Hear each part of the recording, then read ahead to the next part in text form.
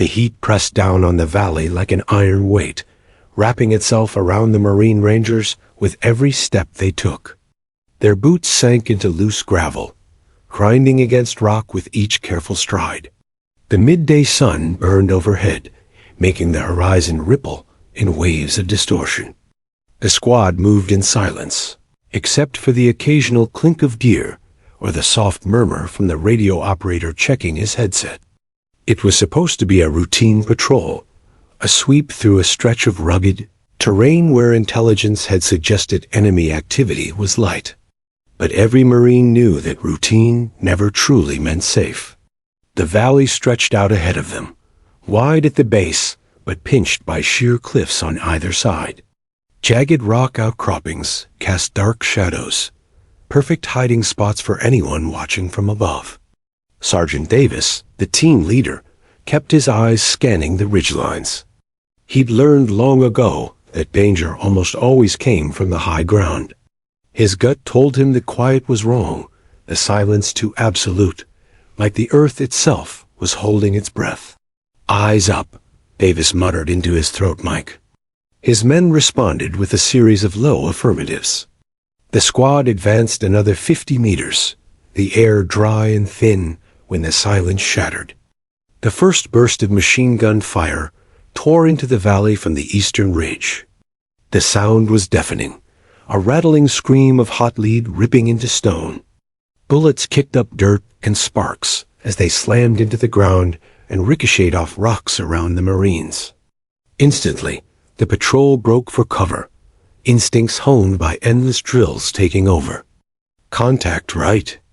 Contact right!" shouted Corporal Jackson as he dove behind a jagged boulder, clutching his rifle tight. The squad scattered, finding whatever protection the valley floor offered. The medic, Corporal Ruiz, dragged the radio operator down with him behind a crumbling rock face, shielding the man as bullets sprayed across their position. Dust filled the air, choking and thick, turning the valley into a haze of chaos. "Where's it coming from?" Private Lewis yelled, his voice cracking with both adrenaline and fear. "Ridge! High ridge!" Davis barked, pressing his cheek to the dirt as more rounds screamed overhead. Through the dust, he caught glimpses of muzzle flashes, flickering like fireflies from the jagged outcroppings. The enemy had the perfect perch, raining death from above. The Marines returned fire, short controlled bursts aimed toward the flashes, but it was a desperate gesture. The angle was terrible. From the low ground, the rifles barely reached the right trajectory, and every shot felt like throwing stones at a storm. "Radio, get me support." Davis snapped. The radio operator, hands trembling, twisted the dials. Static hissed in his headset. "This is Alpha Unit. Taking heavy contact, East Ridge, need support, over." He waited. Nothing but static. The enemy fire drowned everything, shooing into the cliffs and ground around them. He tried again, shouting into the mic as if volume could push the signal through. "Repeat, this is Alpha under heavy fire. Request immediate air or ground support." Finally, a broken response crackled through. "Alpha, hold position. Backup inbound. ETA unknown." Davis swore under his breath. Unknown meant anything, 10 minutes or an hour. And they didn't have an hour. A scream cut through the air. One of the Marines, Private Collins, had been hit. He clutched his shoulder, crimson spreading across his sleeve. Ruiz, the medic, crawled through dust and flying debris to reach him, dragging his medical kit with one hand while keeping his head low. "You're good, you're good. Stay with me?" he yelled, working fast as the firefight raged. Bullets kept chewing into their cover, spraying shards of stone into their faces. The Rangers were pinned, boxed in by sheer cliffs and gunfire that poured down from above like a torrent. Davis risked a glance over the rock. The enemy was dug in well, silhouettes darting in and out of cover on the ridge. They weren't just harassing the patrol. They were trying to wipe them out. He tapped his mic. "Squad, we can't stay here. Ammo check." One by one, voices came back. Half mags, low on grenades, barely enough to hold out for long. They'd been expecting a quiet patrol, not a full-scale ambush. Every second stretched like an eternity. The sound of the firefight filled the valley, the staccato bursts of rifles, the booming hammer of machine guns, the sharp ping of bullets sparking off rock. The air smelled of cordite and hot metal. "Sergeant, what do we do?" Jackson shouted, his eyes wide, sweat streaking down his dust-covered face. Davis clenched his jaw. He knew the odds. Reinforcements were too far. Their ammo wouldn't last, and the enemy had them locked in a kill zone. His men were looking at him, their trust absolute even as fear gnawed at them. "We hold," he said firmly. "We make them fight for every inch. Stay low, pick your shots. Nobody panics, nobody breaks." The Rangers dug in, returning fire whenever they spotted a muzzle flash. Each shot bought them another few seconds of survival. But Davis felt the pressure mounting. He could hear the enemy shouting in a foreign tongue, their voices carrying across the valley as they prepared to press harder. The squad was running out of options. Another burst of gunfire rained down, tearing into the rock where Davis crouched. He pressed himself flat, heart pounding in his chest. He thought of the map, the valley's layout, the thin thread of possibility that maybe, just maybe, it could hold long enough. But even as the thought formed, doubt crept in. They were too exposed. Too few. Reinforcements were only words over a broken radio. He glanced at his men, faces hardened, dirt smeared, eyes burning with a mix of fear and determination. Marines didn't quit. Not here, not ever. Still, in the back of his mind, Davis couldn't escape the thought, unless something changes, we won't make it out. And far above, on a ridge hidden from both friend and foe, a lone sniper adjusted her scope and watched the battle unfold. The gunfire hadn't slowed. If anything, it intensified. Tracer rounds cut across the dusty valley like red-hot comets, each one slicing the air with deadly intent. The enemy on the ridge knew the Marines were trapped and pressed the assault, determined to overwhelm them before help could arrive. Sergeant Davis crouched low behind his rock, sweat dripping into his eyes. The headset in his ear crackled again. Faint voices scrambled, half lost in static. "Alpha, hold. Pause support inbound." "Ada," the message broke off into white noise. Davis slammed his fist against the rock. Damn it. He needed clarity, not fragments. Backup was coming, maybe. But how long until then? Minutes felt like hours in the kill zone. "Radio, try again," Davis ordered. The radio operator, Private Myers, had his pack propped against the rock, antenna jutting up like a desperate signal flare. He twisted knobs, slammed the side of the set, and shouted into the mic, his voice hoarse from both adrenaline and dust. "This is Alpha Unit, pinned down, East Valley, requesting immediate support. Coordinates transmitting now. We are under heavy fire. Repeat, heavy fire." Static swallowed his plea. Then, faintly, another voice came through. "Alpha. Copy, support. 20 minutes. 20 minutes." Davis felt his stomach knot. They didn't have 20 minutes. His squad had maybe 5 before their cover was shredded into dust. A fresh burst of fire ripped into their position. Pebbles exploded around them, slicing into exposed skin. Private Lewis yelped as a shard nicked his cheek, leaving a thin red line. 20 minutes? Lewis shouted over the din, eyes wide in disbelief. "We'll be bones by then." "Shut it," barked Jackson, his rifle pressed against his shoulder as he fired in controlled bursts toward the ridge. "Keep your head straight." Corporal Ruiz, still working on Colin's shoulder wound, snapped his head up.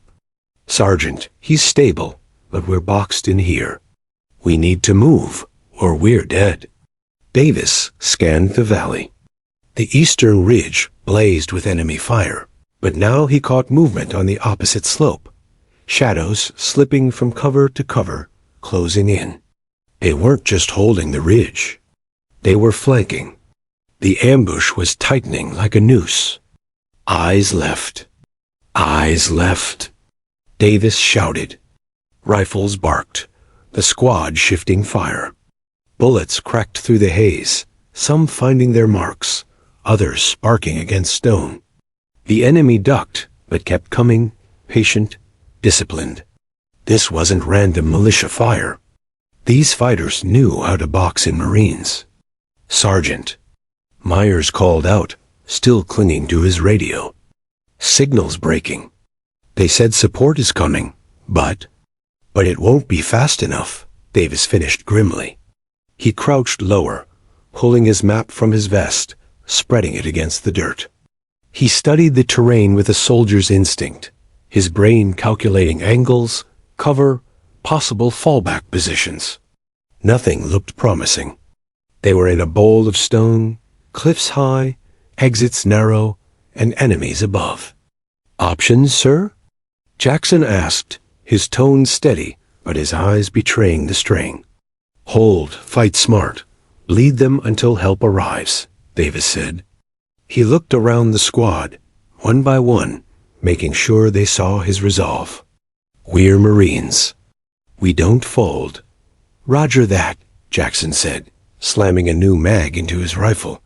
"Then let's make 'em earn every inch." The squad redoubled their fire. Bursts of M4 rounds snapped across the valley, forcing the enemy to duck back behind rocks. A grenade launcher thunked, sending a round exploding into a cluster of enemy fighters, scattering them. The valley filled with smoke and echoing blasts. But the enemy was relentless. Every time one group fell back, another pressed forward. The minutes dragged on. Ammo dwindled. Sweat streaked through dirt and blood.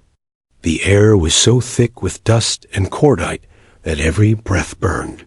Myers hunched over his radio again, desperation creeping into his voice. "Base, this is Alpha. We're low on ammo, multiple wounded, enemy closing in. Requesting airstrike, repeat, requesting." A bullet slammed into the rock inches from his head, cutting him off. He flinched, heart racing, then shouted into the mic again, "Requesting CAS, danger close." "For God's sake, we need it now." The reply came garbled, strained through static. Negative. Danger close, hold, position. Myers ripped the headset off in frustration. "They can't. Too close." Davis clenched his teeth. Of course. Calling an airstrike this close risked wiping them out too. They were on their own. A sharp scream broke his thoughts. Private Lewis had popped up to fire and caught a bullet grazing across his helmet, knocking him flat. The squad scrambled to pull him down, checking. By some miracle, the round hadn't penetrated, but the shock left him dazed, clutching at his helmet with trembling hands. "Stay with me, kid?" Jackson growled, shaking him back into focus. "You're fine. You're still in the fight." The squad was fraying at the edges. They were holding, but barely. Davis knew morale could snap as fast as a bone under strain. He forced himself to project calm, to be the anchor. "Listen up," he barked, voice cutting through the chaos. "They're trying to break us. They're counting on us to quit. But we're not quitting. You shoot, you move. You cover your brothers. You hear me?" "Yes, Sergeant." Voices answered, ragged but fierce. "Good. Then let's show these bastards what Marines do." A renewed volley answered his words, the squad firing with grim determination. For every Marine that struggled, another covered. For every wound, someone patched. They weren't just fighting to live. They were fighting for each other, Still, Davis's eyes kept flicking to the ridges, calculating, waiting. Where the hell is backup? Then, suddenly, something changed. A thunderous crack echoed across the valley, not the stuttering roar of a machine gun, but a single precise shot. Sharp, clean, devastating. One of the enemy machine gun nests on the ridge went silent. The Marines froze for half a second, stunned. Then another shot. Another hostile dropped. Davis's heart skipped. That wasn't random fire. That was a rifle, a sniper. But not theirs. Their unit didn't have a sniper assigned to the patrol. He squinted up at the ridge, searching. He couldn't see her, but he knew. Someone was out there. Someone had their backs. "Did you hear that?" Jackson asked, eyes wide. Davis gave a grim smile. "Yeah, sounds like our luck just changed. And for the first time since the ambush began, the squad dared to hope." High above the chaos of the valley, where the cliffs carved into the sky like jagged blades, a lone figure lay pressed into the earth. Her camouflage blended seamlessly with the rock and scrub brush. She had been here since before sunrise, patient as stone, watching the terrain below. Sergeant First Class Alexandra Kane, known simply as Kane to her comrades, was not part of the Rangers' patrol that had stumbled into the kill zone. She had been assigned Overwatch during the larger operation, tasked with observing enemy movement and reporting back if anything unusual appeared. But the moment the valley erupted with gunfire, her mission shifted in an instant. Through her scope, she saw the Marines scatter for cover, their movements frantic beneath the hail of machine gun fire. She could almost feel their desperation, the way their lives balanced on the edge of a trigger pull. Her breathing slowed. She steadied her rifle. Kane wasn't just a sniper. She was one of the most precise shooters in the battalion, with a reputation that preceded her. But more than skill, it was her patience that made her lethal. She could wait hours, even days, without moving, her body an extension of the landscape. Now, though, time was not a luxury. She adjusted her cheek weld against the stock, her gloved finger resting just outside the trigger guard. Her eyes narrowed behind the scope as she scanned the ridge opposite. She counted at least 3 enemy machine gun positions, each chewing the valley to pieces. Smaller squads darted in and out, tightening the noose around the Marines. If she didn't act soon, the squad would be erased. Her heart rate slowed, a trained rhythm, a sniper's heartbeat. Inhale, exhale. Her world narrowed to a single lens, a single target. She chose the first nest, the one hammering closest to the wounded Marine she could see being treated behind cover. Her crosshairs settled over the gunner's head as he leaned into the weapon, muzzle flashing. Her finger curled. The shot cracked like thunder rolling across stone. Through her scope, she saw the man crumple instantly, his body falling limp against the weapon. The machine gun went silent. Down below, she watched the Marines lift their heads in stunned disbelief. Their eyes flicked upward, searching for the source. She remained invisible, her position cloaked by distance and discipline. They didn't need to see her. They only needed to feel the weight lifted from their shoulders. She didn't pause to admire the work. Snipers couldn't afford that. She slid her scope to the next threat. Another fighter, bracing to fire a grenade launcher into the Marine's position. She exhaled slowly. Another crack split the air. The man dropped, his weapon clattering harmlessly against the rocks. The valley shifted. Momentum faltered. Kane's lips pressed into a thin line. She knew exactly what would happen next. The enemy would panic at first, then redirect. They would realize a sniper had eyes on them, and they would scramble to root her out. She had to stay ahead, moving subtly, never letting them pin her location. She inched backward on her stomach, sliding into a slightly higher perch behind a cluster of scrub brush. From here, her view widened. She could see the eastern ridge more clearly. Shadows moving, fighters shouting, hands pointing. They were already looking for her. Too late, she whispered to herself. Kane thought of her training. Endless days on the range. The drills where instructors screamed in her ear, trying to break her concentration. She thought of her first deployment, the nerves that had nearly rattled her hands until the first kill shot locked everything into place. And she thought of why she stayed in the course, because sometimes one well-placed bullet could save an entire squad. Her scope settled again. She saw a figure on the ridge-raised binoculars, scanning. He was the spotter, the one calling targets for the ambush. She steadied. Crack. He fell before he even saw her. Below, the Rangers began to move again. Their leader, Davis, she recalled, having read the patrol briefing earlier, was shouting, reorganizing, pushing his men into better cover. Kane allowed herself a moment of pride. Her job wasn't glory. It was to give them breathing space, seconds to reset, inches of life. The enemy adjusted quickly. A squad peeled off, moving up the slope toward her ridge.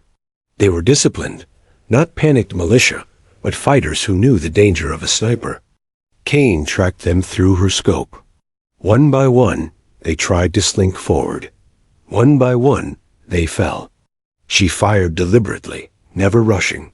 Each pull of the trigger a decision measured against time and breath. She shifted again, crawling another few meters to a shaded hollow beneath an overhanging rock. She knew never to linger too long in one place. Already, rounds began striking near her old position, the enemy firing blindly into the brush where they thought she might be. A rock chipped inches from her arm. She didn't flinch. Instead, she smiled faintly. They're nervous. Good. Her radio buzzed softly in her ear. Overwatch, this is base. We read shots in your sector. Confirm? Are you engaging? She pressed her mic. Affirmative. Sniper Overwatch engaging. Rangers pinned in valley. Providing cover. Over. There was a pause then. Copy. Overwatch. Maintain fire support. Reinforcements en route. She didn't need the order. She was already locked in. Through the scope, she caught sight of another machine gun nest, this one trying to shift fire toward the Rangers' extraction route. She aligned, squeezed, and dropped the gunner before he could unleash another burst. For the first time, she saw hesitation ripple through the enemy ranks. Their advance slowed. Their confidence cracked. Snipers had that effect. Unseen death eroded courage like nothing else.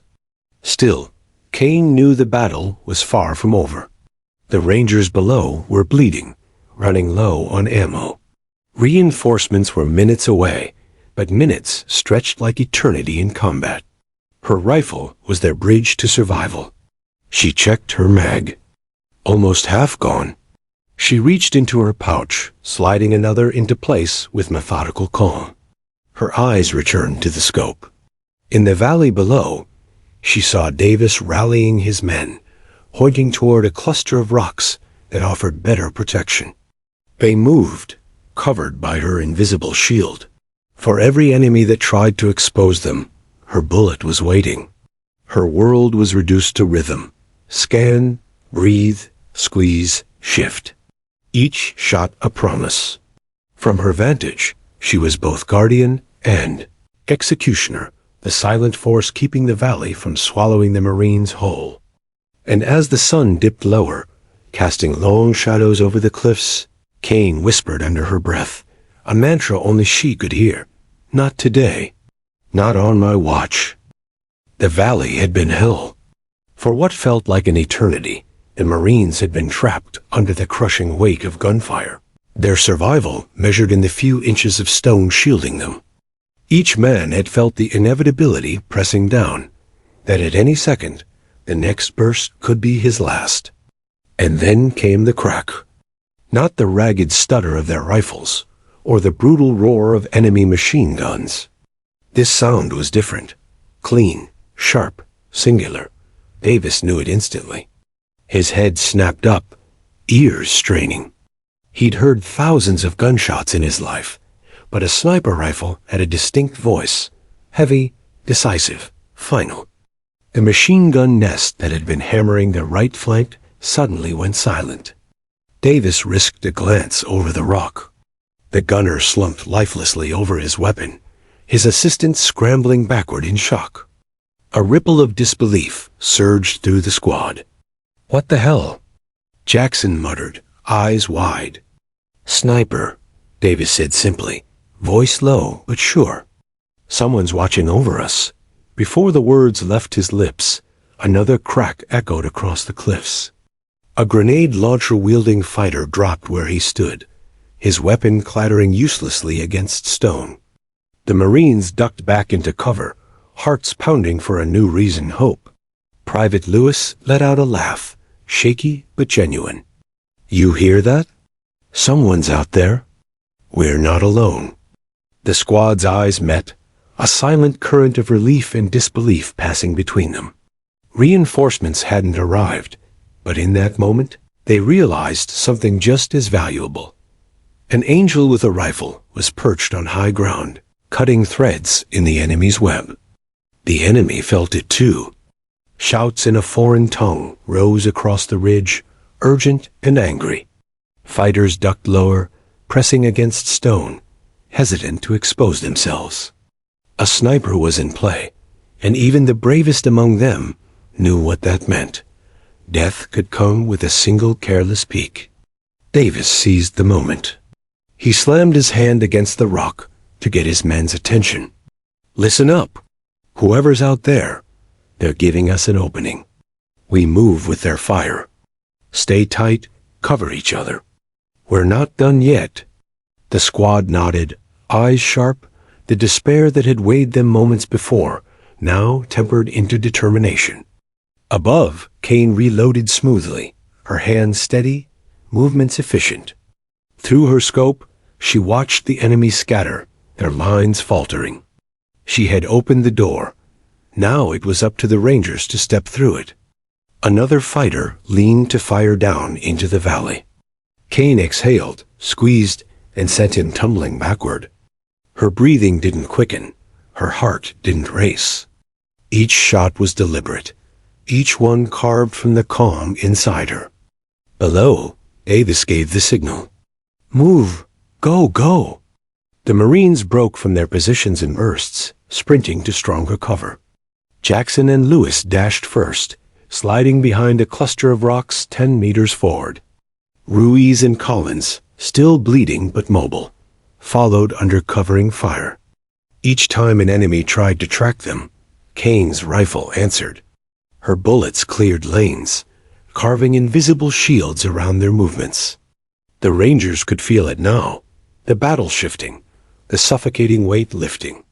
The ridge no longer belonged solely to the enemy. There was another presence, unseen but undeniable, dictating the flow of the fight. "Keep pushing," Davis shouted, firing bursts to suppress as he moved with Myers. Dust and smoke filled the air, the valley echoing with chaos. But beneath it all, the sniper's rhythm carried steady, like a drumbeat guiding them forward. Then, suddenly, a moment of eerie silence. The enemy machine guns that had raked them so mercilessly moments ago were quiet.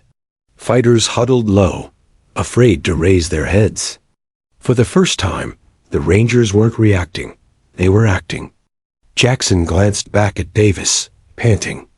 "Sergeant, whoever she is, I'm buying her a drink when this is over." "Get us out alive first," Davis replied, though his lips twitched into the faintest hint of a grin. Up on the ridge, Kane allowed herself a fleeting glance at the squad below. She saw them moving with renewed vigor, eyes sharp, backs straighter. Her shots weren't just killing enemies. They were giving her comrades the courage to fight back. That was the sniper's true power, not just the lives taken, but the lives preserved. The enemy regrouped quickly. They weren't broken yet. Through her scope, Kane saw them spreading out, shifting tactics. One group laid down suppressive fire while another tried to flank the Marines again. Kane adjusted, prioritizing threats, her mind calculating angles and distances in seconds. Crack. One flanker fell. Crack. Another stumbled, his rifle slipping from his hands. But there were many, and Kane knew she couldn't stop them all. Her role wasn't to erase the enemy. It was to disrupt, to fracture their confidence long enough for the Rangers to survive.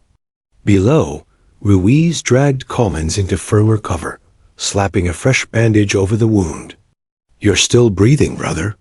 "Stay with me," he muttered, though Collins's face was pale with blood loss. Davis crouched beside Myers, who clutched the radio with white-knuckled hands. "Try again. Tell them we're moving. We need that bird ready when we break free." Myers nodded, voice hoarse as he keyed the mic. "Base, this is Alpha. We're advancing under sniper support. Multiple wounded." "Repeat, we're advancing." Static hissed back, and a faint voice. "Alpha." "Copy. Reinforcements." 5 minutes. 5 minutes. In battle, that could be an eternity. But this time, Davis believed they could make it. Not because of command, not because of luck, but because of the unseen rifle watching from above. Another sharp crack echoed, and the Marines ducked instinctively. Then they realized it hadn't been aimed at them. An enemy RPG team crumpled before they could fire. Relief swept through the squad like a tide. "God bless that sniper," Lewis breathed, his trembling hands steady on his rifle once more. Kane shifted again, crawling through dust and stone to a new angle. Bullets sprayed her old position, but she was already gone, already lining up her next target. She worked in silence, invisible, her only presence the sudden stillness of enemy weapons silenced mid-burst. The valley, once a death trap, was now a chessboard, and Kane was moving the pieces. For the first time, Davis felt the stirrings of control. He looked at his men, bloodied, exhausted, but alive. Their eyes met his, sharp with determination. They would endure, because above them, on the ridge, someone had answered their desperate call for backup, not with words, not with promises, but with the finality of each trigger pull. The first shot had broken the noose. The breakthrough had begun. The first breakthrough had lit a spark. But sparks, Davis knew, could die as quickly as they were born. The squad had no choice but to push forward, deeper into the valley, while the enemy regrouped. The canyon floor was a furnace of heat, dust, and cordite. Sweat-stung eyes, mixing with blood. Their lungs burned with every gasp. Yet there was a new rhythm in the air, not the frantic, ragged chaos of before, but the steady drumbeat of a sniper's rifle. Crack, crack, crack. Each shot cut through the chaos, a punctuation mark in the noise of war. And each one mattered. "Move! Move!" Davis barked, shoving Ruiz and Lewis forward. "Don't think, just trust the shots." The squad scrambled over jagged stone, boots sliding, weapons clutched tight. Each time they broke cover, Kane's rifle spoke from the ridge. Bullets meant for them went silent mid-flight, gunners collapsing before their fingers could squeeze the trigger. Jackson sprinted ahead, heart hammering, bullets snapping at the rocks around him. He dove behind a boulder, pressing his back against it, chest heaving. For a moment, he thought he wouldn't make it. Then, just as an enemy fighter leaned from cover to finish him, a single round split the man's skull. Jackson looked up at the ridge and whispered hoarsely, "Thank you." The enemy felt the shift. Shouts rang out as they tried to adapt. They knew they weren't just fighting the Rangers anymore. They were fighting the long shadow of a marksman who saw everything. Fighters waved to each other, gesturing to stay low, to flank, to find a way around the punishing fire. Kane anticipated every move. Her scope swept like a searchlight, finding threats before they fully formed. She didn't have time to marvel at the squad's resilience or their desperate courage. She simply did her job. Breath, focus, squeeze. Every trigger pull was a promise. I see you. You will not harm them. Below, Ruiz tugged Collins along, the wounded Marine groaning with every step. Collins had lost blood, his face pale and slick with sweat, but Kane's cover allowed them to move without being shredded by gunfire. Stay with me, Collins, Ruiz grunted, dragging him behind another cluster of rocks. We're almost there. Collins tried to smile, though it came out weak. Tell me when we're back home. I owe you a beer. Shut up and save your strength, Ruiz snapped, but his voice cracked, the strain of fear hiding beneath. Another sharp crack from above cut short his thoughts. A fighter who had crept dangerously close toppled, his rifle clattering on stone. Ruiz looked up at the ridge and muttered, "Whoever you are, don't you stop." The Marines moved in bounds now, each step timed with the rhythm of Kane's rifle. It was no longer blind desperation. It was coordinated survival. Davis led from the front, his voice hoarse but commanding. "Jackson, Myers!" Lay fire left. "Lewis on me."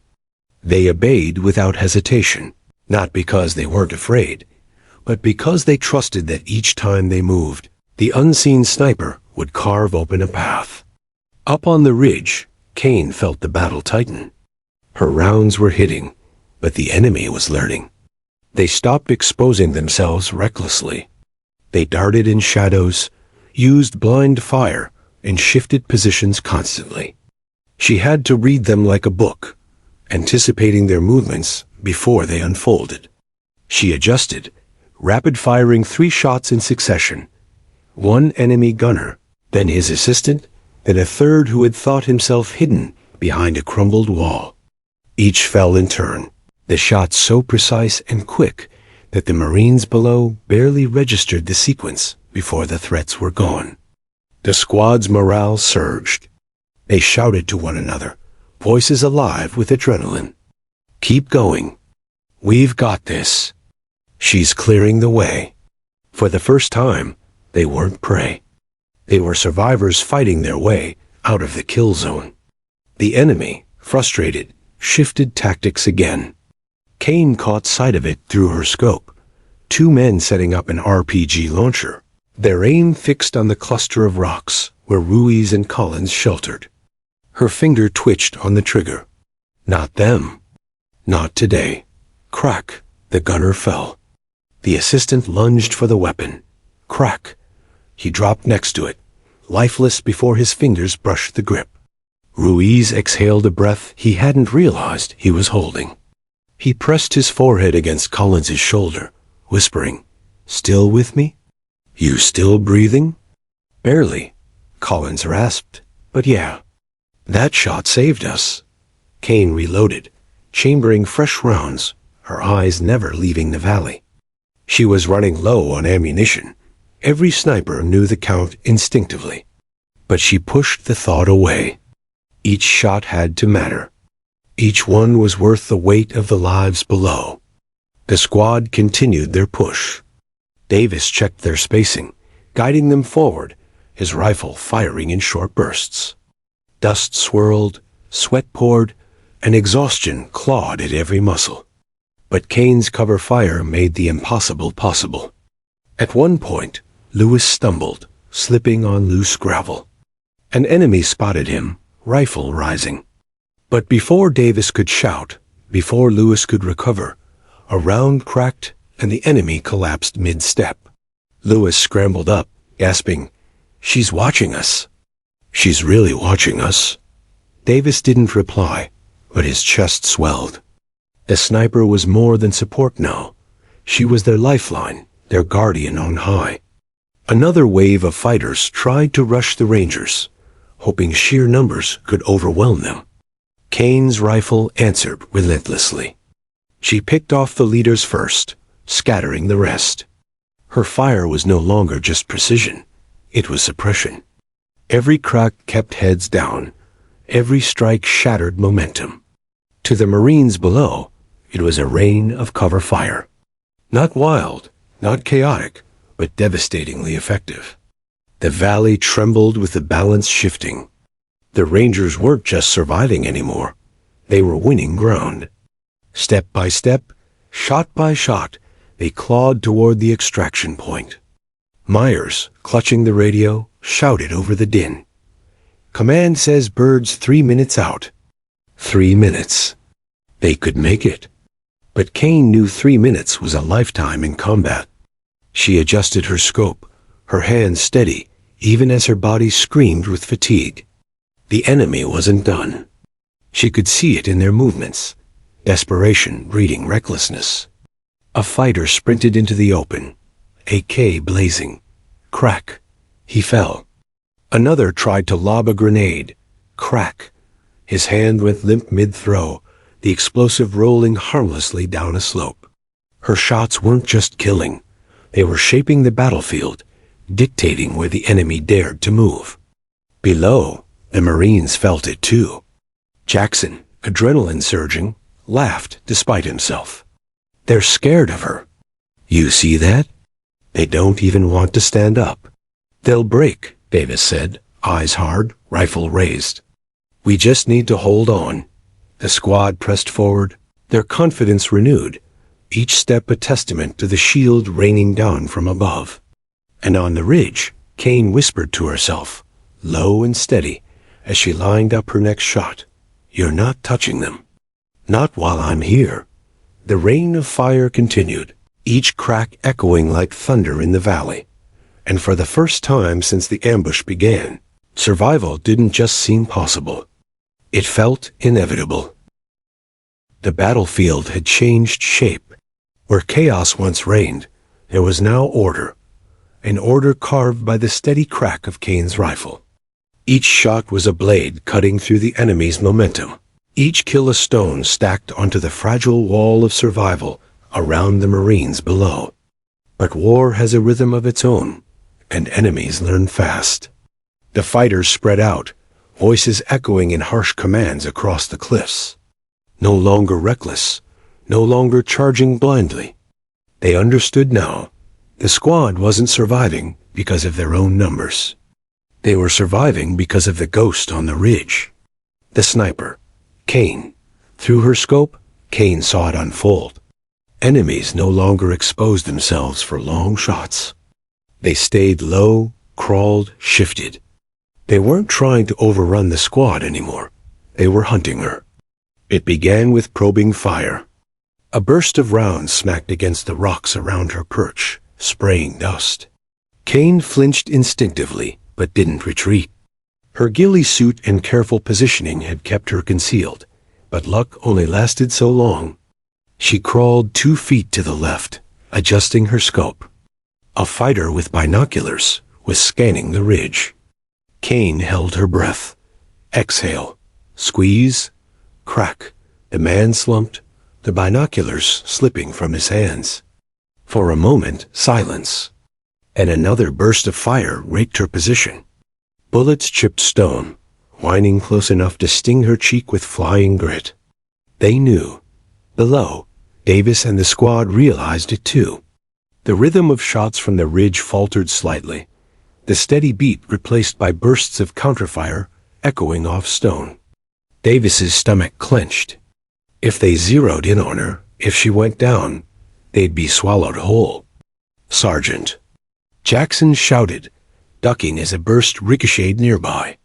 They're going after her. Davis's jaw tightened.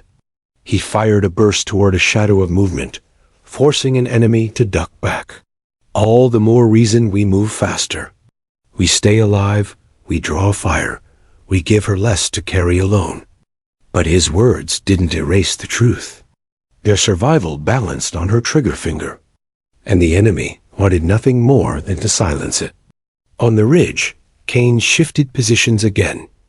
Crawling through dust, her body pressed flat to the rock. She could hear the difference in the gunfire now. Not wild, calculated, directed. Fighters were trying to triangulate her by watching the angles of her shots. coordinating bursts to box her in. Her scope swept, and she spotted them, a pair of fighters creeping higher on the opposite ridge, rifles trained toward her line. If they got high ground, her position would be compromised. She fired.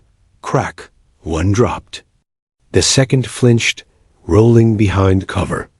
Kane adjusted, waited. His head lifted for a fraction of a second. Crack. Silence. She exhaled slowly. Her throat was dry as sand. Her body screamed for water, for rest, but her mind stayed razor-sharp. She had no room for error. Not now. The Rangers below pushed forward under her intermittent fire. They were moving faster, aware that her cover wouldn't last forever. Ruiz half-dragged, half-carried Collins, sweat soaking his fatigues. Lewis fired short bursts, covering Ruiz's movement. Jackson and Myers laid suppressive fire to the flank. Davis stayed at the front, his rifle barking, his voice hoarse from shouting commands. But every so often, his eyes flicked upward, toward the ridge where their unseen protector fought her private war. "Hang on up there," he muttered under his breath. "Just hang on." The enemy pressed harder. Kane spotted another change, this time coordinated movement. Fighters used smoke grenades, clouds billowing across the slope to obscure her vision. Clever. Without clear targets, her rifle was far less effective. She shifted again, crawling to a new angle, scanning through the haze. Movement flickered, a figure darting from smoke to cover. She fired. The body crumpled. Another rushed through. Crack, but there were too many. The smoke gave them concealment, and Kane knew they were using it to climb closer, to reach angles where her vantage meant nothing. Her earpiece crackled. "Sniper, this is Alpha." Myers' strained voice broke through. "They're focusing on you. We can see it." "How copy?" Kane clicked her mic once. Acknowledgement, not words. She had no time to speak. Her scope swept again, searching, anticipating. Her stomach clenched when she saw it. 3 fighters climbing a slope parallel to her position, rifles slung, hands and feet hauling them upward. If they reached the ridge, they wouldn't need to spot her through a scope. They'd find her the old-fashioned way, up close and personal. She adjusted, lined up the lead climber. Crack. He fell, tumbling down the rocks. The others froze, pressing against the slope.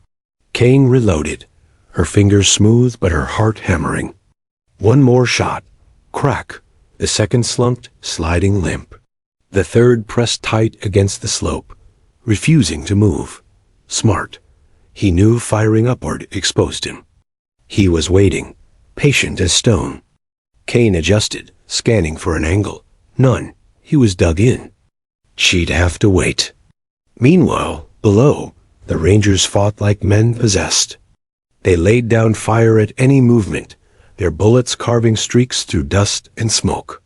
But even they knew they were buying time, not winning. Birds 2 minutes out. Myers shouted, ducking as bullets cracked overhead. 2 minutes. Davis glanced at Collins, pale and barely conscious. He glanced at Ruiz, dragging his friend with sheer will. He glanced up at the ridge. Could she hold for 2 more minutes? On the slope, the third climber finally moved, hauling himself higher. Kane exhaled, lined up her shot, and fired. Crack! His body went limp, tumbling back. But in firing, she revealed herself again. Instantly, a hail of bullets tore into her position. Stones splintered, shards biting into her arm. She rolled, crawling, pressing herself flatter than ever before. Her rifle clutched tight. Kane bit back a curse. They were closing in. Another burst rattled her earpiece, static cutting through. Davis's voice? "Sniper, we're almost there. Just a little longer." She didn't answer. Her rifle spoke for her. Crack, crack, crack, each shot deliberate, each one carving back the tide. Her body ached, her mind burned, but she refused to stop. Because below, 7 Marines lived and breathed by her will. And if she faltered, if she hesitated for even a heartbeat, they would die. The enemy knew it too. She was no longer a ghost. She was the battlefield's heart. And every fighter in that valley wanted to stop it from beating. But Cain didn't break. She steadied her breathing, adjusted her aim, and whispered to herself through gritted teeth, "You're not getting past me. Not today." The hunt had begun. And Cain was the hunted. The valley roared with violence. Dust, smoke, and the stench of gunpowder clung to the air like a suffocating blanket. The Rangers pushed forward, every inch gained paid for, with sweat, blood, and the steady thunder of Cain's rifle from the ridge. "Birds 1 minute out," Myers shouted, clutching the radio like a lifeline as he scrambled behind Davis. "1 minute's a damn eternity," Ruiz barked, still hauling Collins along. The wounded Marine's head lolled against his shoulder, lips pale. "Stay with me, brother. Don't you give up now." Bullets cracked overhead, bouncing off stone, while bursts of fire stitched the ground near their boots. The enemy pressed harder than ever, driven by desperation. If they could kill the squad before the helicopter arrived, or silence the sniper, holding them together, they would claim victory. But Cain was still there. Her scope caught the flicker of movement. 2 fighters crawling to high ground, trying to set up an LMG that could rake the extraction point. She exhaled, squeezed. Crack. The gunner dropped, his assistant scrambling before falling to her next shot. Her heart hammered, her cheek pressed tight to the stock. She knew they were closing in on her, felt the bullets chewing into stone around her. But the squad below wasn't out yet. Until they were, she couldn't think about herself. Contact left. Jackson shouted, firing bursts to cover Lewis as they leapt behind another cluster of rocks. Davis moved with them, returning fire, barking orders through the haze. Every second felt stretched thin, drawn tight like a wire ready to snap. Then came the sound they'd been waiting for, the distant whoop-whoop of helicopter blades. The squad froze for half a heartbeat, hope surging in their veins. "The birds inbound," Myers yelled, his voice breaking with relief. The sound grew louder, sharper, until the shadow of a UH-60 Black Hawk swept into view above the canyon, its rotors chopping the air. Dust swirled, rocks rattled, and for the first time, the Marines allowed themselves to believe they might live through this. But the enemy saw it too. Fighters surged from the ridges, their rifles blazing. Tracer rounds streaked the air, ripping toward the helicopter as it descended toward the valley floor.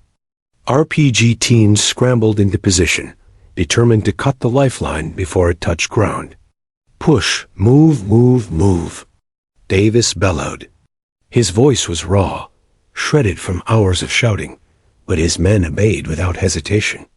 They broke cover, sprinting into the open toward the landing zone. The Black Hawk's miniguns roared in response, spitting fire into the ridges, carrying chunks of stone and scattering fighters. The battlefield became a hurricane of sound, gunfire, rotor blades, screams, and the unrelenting cracks of Cain's rifle. Up on the ridge, Cain locked onto the RPG team. One fired, the rocket streaking toward the chopper. Her world narrowed to the faint blur in her scope. She squeezed. Crack. The gunner collapsed. The RPG skidded off target, exploding harmlessly against the rocks. She didn't celebrate. Already, her scope shifted to the second team, lining up a shot. Crack. The launcher clattered as its owner crumpled. Below, Ruiz stumbled, his legs nearly buckling as he dragged Collins toward the bird. "Almost there. Almost there. Don't you die on me." Lewis ran beside him, firing wildly at anything that moved. Jackson and Myers laid down bursts, their rifles overheating, their hands raw. Davis was everywhere at once, shouting, shooting, dragging, leading. The helicopter touched down with a bone-shaking thud, its crew leaning out, weapons blazing to cover the squad. Dust whipped into storms around the landing zone, choking the air. But the enemy wasn't done. Dozens of fighters poured fire toward the Marines, trying to cut them down before they reached the bird. Kane fired as fast as she dared, each round surgical, tearing holes in their charge. She no longer had the luxury of patience. Every second counted.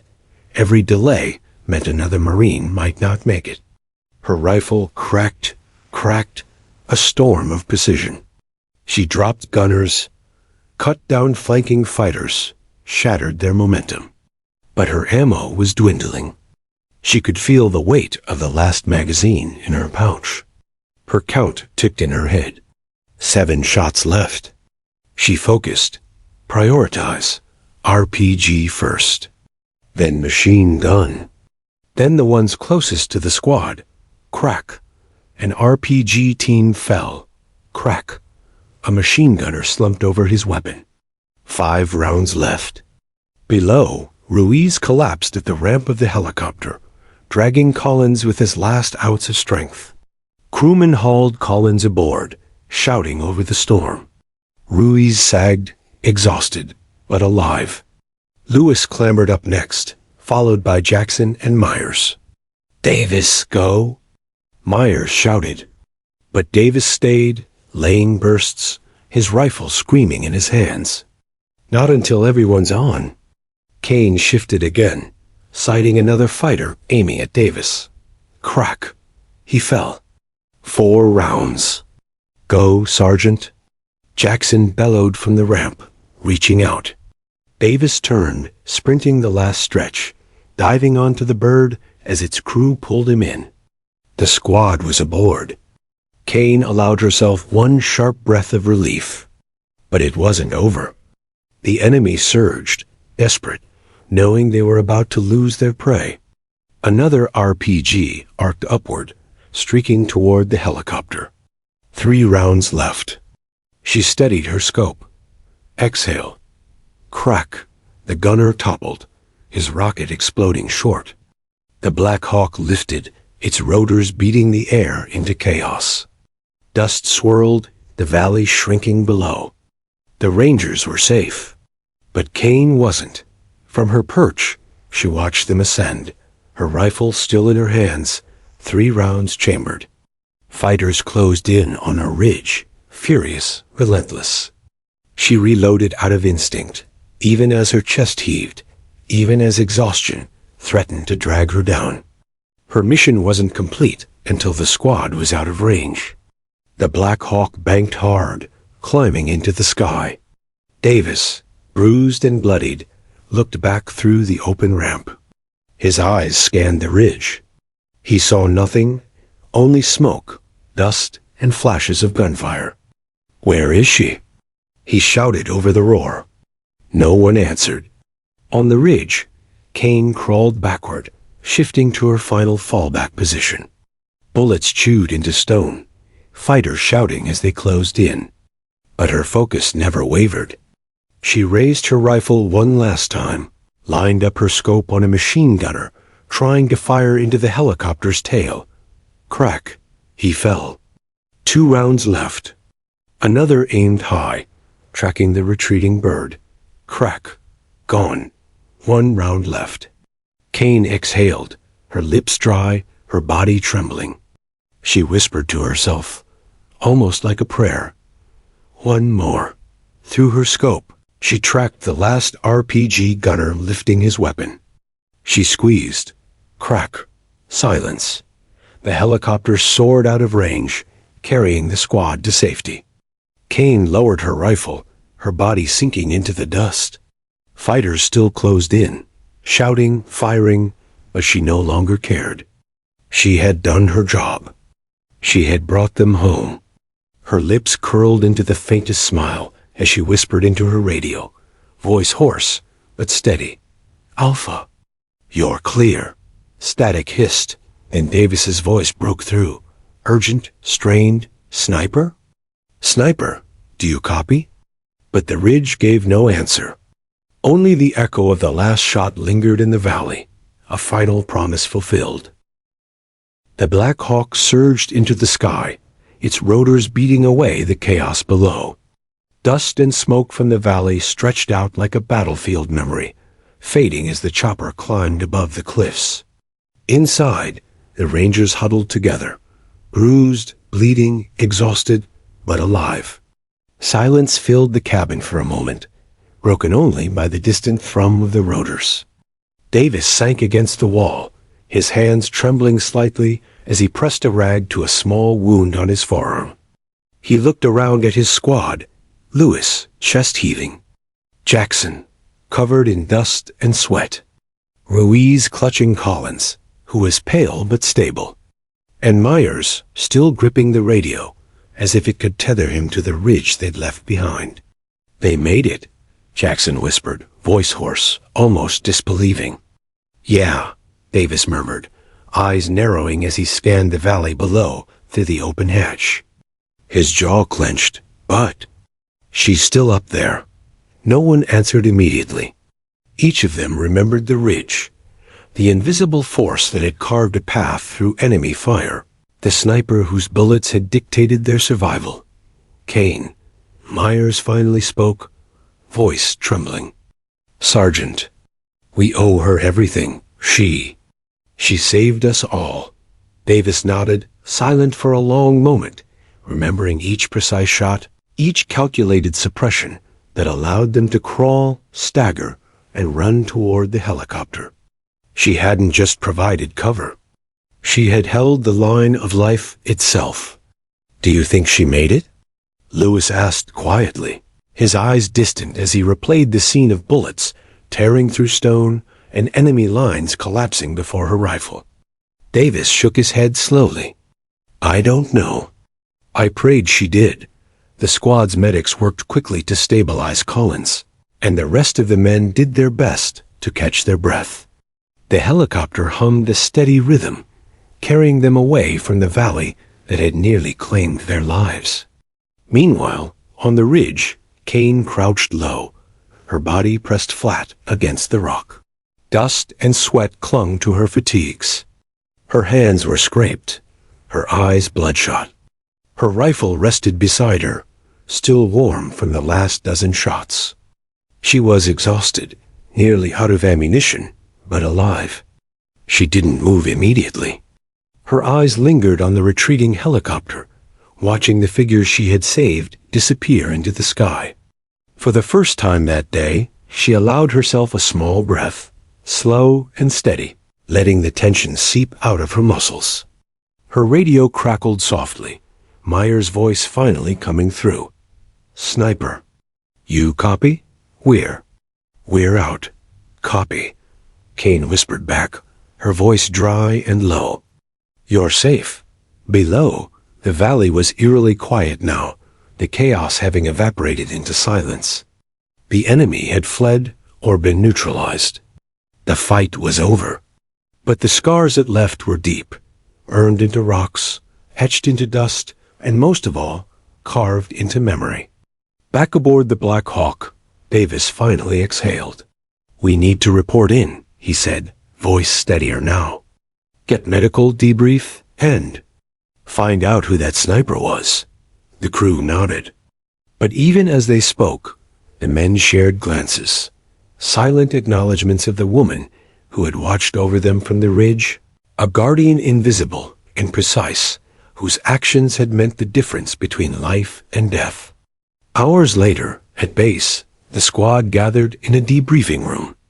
Collins had been stabilized, minor wounds patched, and exhaustion weighed heavily on everyone. Maps of the valley were spread across tables, annotated with enemy positions, fire patterns, and the path they had taken to the extraction point. Davis traced the line with a finger.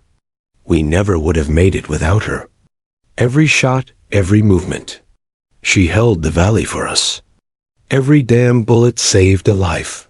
Jackson leaned back in his chair, arms crossed. I'll admit it. I thought we were done for. That ridge was death itself.